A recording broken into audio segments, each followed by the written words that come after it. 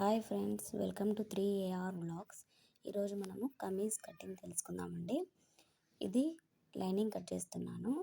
Lining 36 inches పెట్టుకున్నాను, but 40 inches నా main fabric length. పైన ఇలా కొంచెం క్రాస్ గుంట పెట్టుకున్నాను. Neck 3 inches, shoulder 3 inches, half inch down shoulder చేసుకున్న తర్వాత 5 ఇంచెస్ ఆర్మోల్కి పెట్టుకోవాలి. దీన్ని ఇలా లైన్ వేసుకొని ఇప్పుడు chest measurement 9.25 plus 2 inches seam allowance, shoulder to lower chest 13 plus waist వచ్చేసి 19. ఇలా లైన్ వేసుకోవాలి. బట్ లోవర్ టు చెస్ట్ వచ్చేసి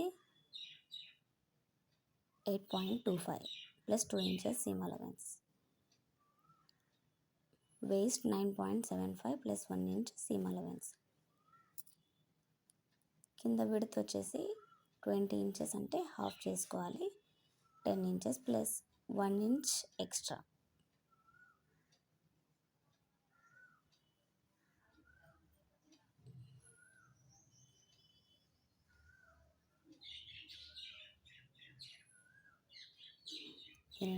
టోటల్గా అంత లైన్ వేసుకోవాలి.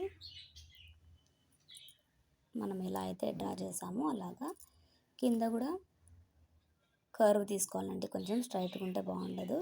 ఇప్పుడు ఆర్మ్ హోల్ 1 ఇంచ్ పెట్టుకొని ఆర్మ్ హోల్ గీసుకోవాలి.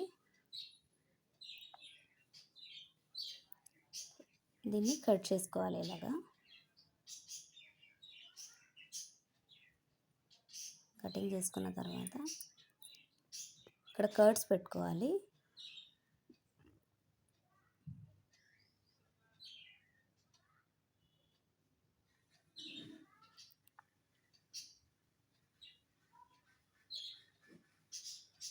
కింద కూడా కొంచెం కర్వ్ తీసుకున్నామండి.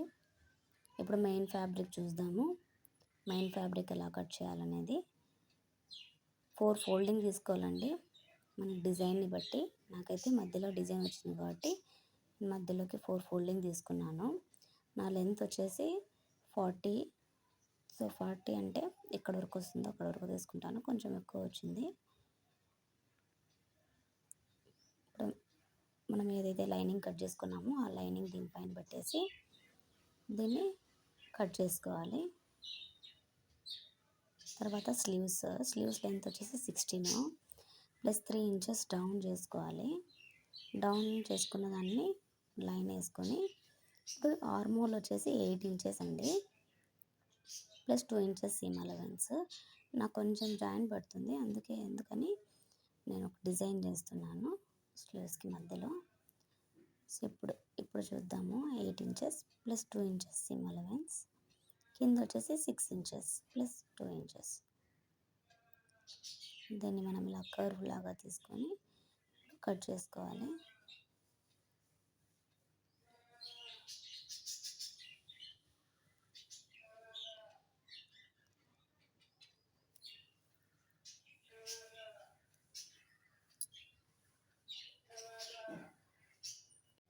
నా వీడియో కనుక మీకు నచ్చినట్లయితే లైక్ చేయండి, షేర్ చేయండి, సబ్స్క్రైబ్ చేయండి. Thank you.